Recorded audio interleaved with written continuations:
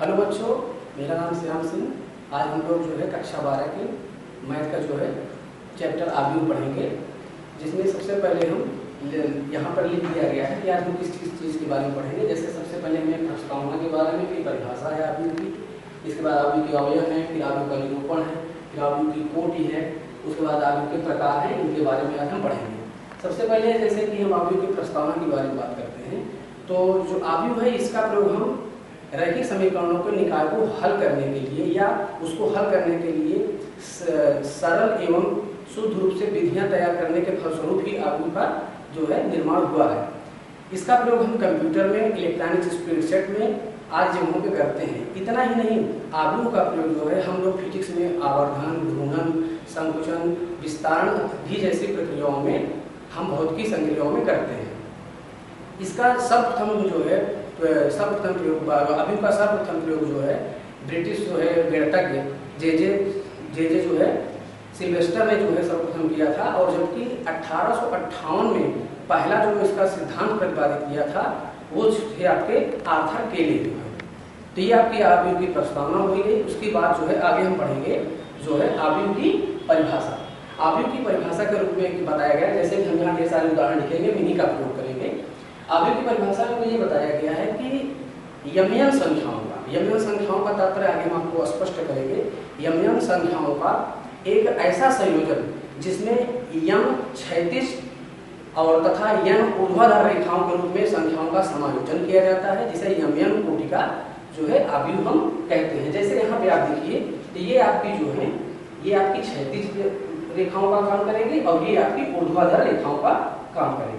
क्षैतिज रेखाओं को हम लोग पंक्ति कहते हैं और ऊर्ध्वाधर जो हमारी रेखाएं होती हैं उसको हम लोग स्तंभ कहते हैं।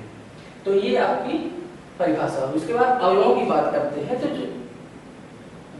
किसी भी आव्यूह में जिन संख्याओं या फलनों को का प्रयोग करके हम आव्यूह का निर्माण करते हैं, जैसे इस समय संख्याओं का प्रयोग किया गया, यहाँ पे फलन भी हो सकते हैं, त्रिकोणमितीय अनुपात भी हो सकते हैं, बीजगणितीय वैल्यू भी हो सकती है। तो उन सदस्यों को ही आव्यूह के अवयव या प्रविष्टियां भी कहते हैं, जिनका हम प्रयोग करते हैं। वो फलन भी हो सकते हैं, अंक भी हो सकते हैं, मैंने आपको पहले ही बताया। इसके बाद आता है आपका आव्यूह का निरूपण। आव्यूह का निरूपण जो है अंग्रेजी वर्णमाला के बड़े अक्षरों से ही जो है हम लोग निरूपण इसका करते हैं। फिर इसके बाद आती है आव्यूह की कोटि। जैसे मैंने आपको सबसे पहले बताया कि जो क्षैतिज रेखाएं होती हैं वो आपकी जो है पंक्तियां कहलाती हैं, और जो ऊर्ध्वाधर रेखाएं होती हैं वो आपके स्तंभ कहलाते हैं। तो आव्यूह की कोटि का अर्थात होता है कि आव्यूह की कोटि ये होती है कि इसमें कितनी पंक्तियां और कितने स्तंभ हैं। जैसे इसमें अगर आप देखेंगे तो क्षैतिज रेखाएं जो है वो 2 हैं और ऊर्ध्वाधर रेखाएं जो है वो 3 हैं। तो अर्थात ये 2 गुणे 3 कोटि का आव्यूह कहलाएगा। इसमें एक बात हमको ध्यान देना है कि सबसे पहले पंक्ति लिखी जाती है, उसके बाद मल्टीप्लाई का चिन्ह लगता है, फिर उसके बाद जो है कोटि लिखी जाती है। तो इस प्रकार से जैसे ये 2 गुणे 3 का है, क्योंकि इसमें जो है 2 पंक्ति और 3 स्तंभ है। जबकि अगर आप आगे देखें तो यहीं पर 3 गुणे 2 का है, अर्थात इसमें पंक्तियों की संख्या 3 और स्तंभों की संख्या जो है वो 2 उपलब्ध है। तो इसके बाद जो अगला टॉपिक आता है, हम लोग पढ़ेंगे आव्यूह का प्रकार। आव्यूह के प्रकार में जो सबसे पहला आव्यूह आता है वो आपका आता है क्षैतिज आव्यूह। क्षैतिज आव्यूह का तात्पर्य ये होता है, आप लोग जानते होंगे, क्षैतिज आव्यूह का मतलब ये होता है कि क्षैतिज रेखाओं के तरीके से। क्षैतिज आव्यूह तब होगा जब इसमें जो है जो पंक्तियों की संख्या है वो कम होगी और स्तंभों की संख्या जो है वो ज्यादा होगी। तो उस समय ये आपको क्षैतिज जैसा दिखेगा। अगर आप उसको देखने से स्पष्ट कर सकते हैं कि किस प्रकार का आव्यूह है। अगला जो आपका आव्यूह होगा, इसमें जैसे आप देख रहे हैं पंक्तियों की संख्या केवल 2 है, स्तंभों की संख्या 3 है। ऊर्ध्वाधर आव्यूह क्या है? ऊर्ध्वाधर आव्यूह का मतलब होता है कि ऊपर से नीचे की तरफ होगा, ठीक है। अर्थात इसमें जो है ऊपर से नीचे की तरफ ये देखने में तभी लगेगा जब इसमें पंक्तियों की संख्या जो है वो ज्यादा होगी और स्तंभों की संख्या कम होगी, तब ये आपका लंबवत दिखेगा। इसमें आप देखिए कि पंक्तियों की संख्या 3 और स्तंभों की संख्या मात्र 2 है, जो कि उससे कम है, तो इसलिए आपका ऊर्ध्वाधर आव्यूह कहलाएगा। इसके बाद आपका आता है पंक्ति आव्यूह। नाम से ही स्पष्ट है, पंक्ति आव्यूह का मतलब होगा कि जिसमें केवल एक पंक्ति हो, अर्थात एक ऐसा आव्यूह जिसमें सिर्फ एक पंक्ति हो, उसे पंक्ति आव्यूह कहते हैं। जैसे कि आप इसमें देख रहे हैं कि केवल एक ही पंक्ति है और स्तंभों की संख्या 4 है, इसलिए गुणे 4 है।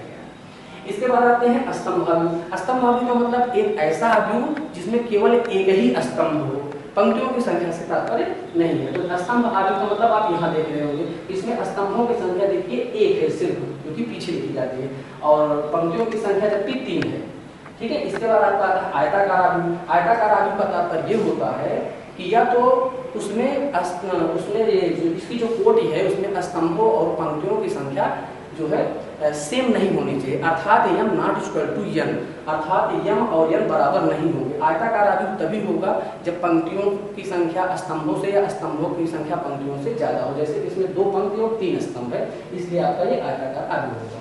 इसके बाद आता है वर्ग आव्यूह। वर्ग आव्यूह का तात्पर्य होता है कि एक ऐसा आव्यूह जिसमें पंक्तियों और स्तंभों की संख्या बराबर हो, अर्थात यम इक्वल टू एन, उसे जो है हम जैसे कि यहाँ पे 2 गुणे 2 कोटिका या 2 कोटिका, इसी प्रकार जैसे ये है आपका 3 गुणे 3 कोटिका या इसको 3 कोटिका भी बोल देते हैं लिखने के तक जो है रूप में। इसके बाद अगला एक चीज आपको इसमें थोड़ा सा बता दिया जाएगा कि आव्यूह का विकर्ण क्या होता है। आव्यूह का विकर्ण का मतलब होता है कि जब किसी वर्ग आव्यूह अगर आपको कोई दिया हो और इसमें ये जो विकर्ण के साइड में अवयव हमारे होते हैं, एक ये और एक ये आपके आव्यूह के विकर्ण कहलाते हैं। इसमें जो दाहिने तरफ से ऊपर की तरफ गया होता है ये आपका मुख्य विकर्ण कहलाता है, बाकी ये दोनों विकर्ण है लेकिन मुख्य विकर्ण ये कहलाएगा। इसके बाद आपका आता है विकर्ण आव्यूह। विकर्ण आव्यूह का मतलब ये होता है कि एक ऐसा आव्यूह जिसमें विकर्ण जो मुख्य विकर्ण है उन्हीं सदस्यों के अलावा सारे सदस्य 0 हो तो वो आपका विकर्ण आव्यूह कहलाता है। विकर्ण आव्यूह का तात्पर्य होता है कि केवल विकर्ण जो होगा आव्यूह का उसमें ही सदस्य उपलब्ध होंगे, बाकी जो सारे सदस्य होंगे वो शून्य होंगे, इसलिए इसको विकर्ण आव्यूह बोलते हैं। इसी से रिलेटेड है आपका अदिश आव्यूह। अदिश आव्यूह में क्या है, एक ऐसा आव्यूह जिसमें जो मुख्य विकर्ण हो वही उपलब्ध हो, बाकी सारी चीजें जो है 0 हो और वो समान हो, अर्थात एक ऐसा विकर्ण आव्यूह जिसका प्रत्येक जो है विकर्ण के सदस्य जो है समान हो, उसे जो है हम अदिश आव्यूह कहेंगे। इसके अलावा जो है आपकी 3-4 आव्यूह आपके और बनेंगे जिसके बारे में हम आगे पढ़ लेंगे।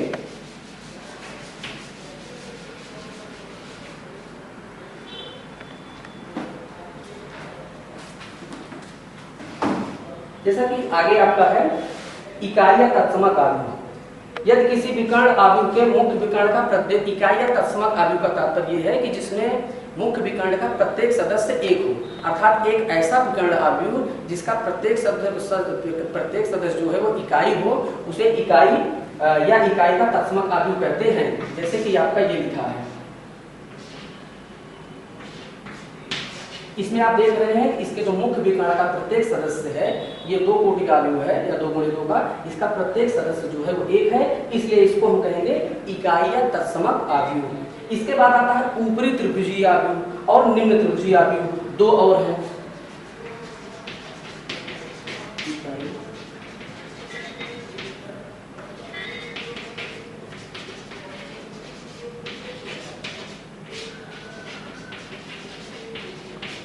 देखिए ऊपरी त्रिभुजीय आव्यूह नाम से यह स्पष्ट है कि आव्यूह पे बनने वाला जो ऊपर का त्रिभुज होगा वही उसमें सदस्य जो होंगे वो 0 नहीं होंगे, बाकी सारे नीचे के सारे सदस्य जब 0 होंगे तो उसे हम ऊपरी त्रिभुजीय आव्यूह कहेंगे। जैसे कि आपको मैं एक उदाहरण दे रहा हूँ, जैसे कि ये आपका है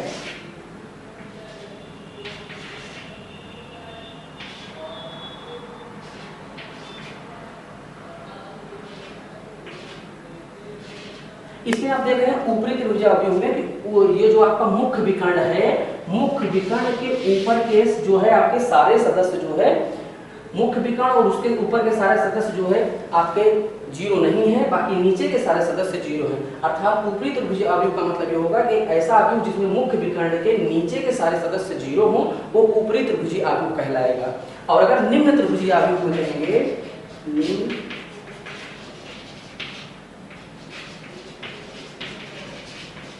देखिए निम्न त्रिभुजीय आव्यूह जस्ट इसका उल्टा है, अर्थात इसमें ऊपर के सारे सदस्य 0 होंगे और नीचे के सारे सदस्य 0 नहीं होंगे, इसे निम्न त्रिभुजीय आव्यूह कहेंगे। जैसे कि मैं आपको उदाहरण दे रहा हूं आपका, जैसे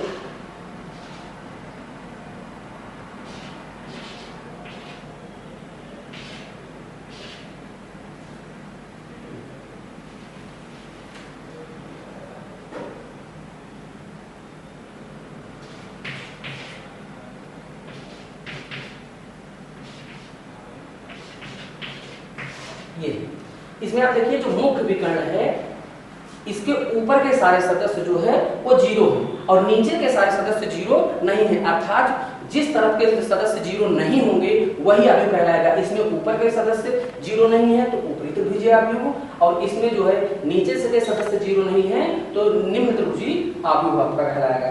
इसके बाद आपका एक और अवयव जो आपका लास्ट में बनता है शून्य या रिक्त अवयव। शून्य या रिक्त अवयव का अर्थात यह है कि एक ऐसा अवयव जिसका प्रत्येक सदस्य जो है वो जीरो है। जैसे कि आपको एक उदाहरण दिखाया जा सकता है इसका,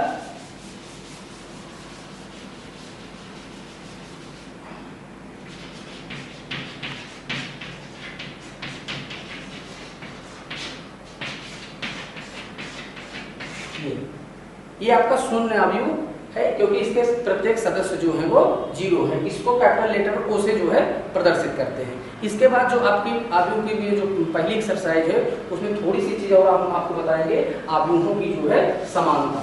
एक लास्ट टॉपिक है, इसके बाद ये आपकी एक्सरसाइज खत्म होगी। अवयवों की समानता का तात्पर्य होता है कि जब दो अवयव दिए हुए, जैसे कि यहाँ पे है x-2 है, 3 है, y+4 है और z+9 है।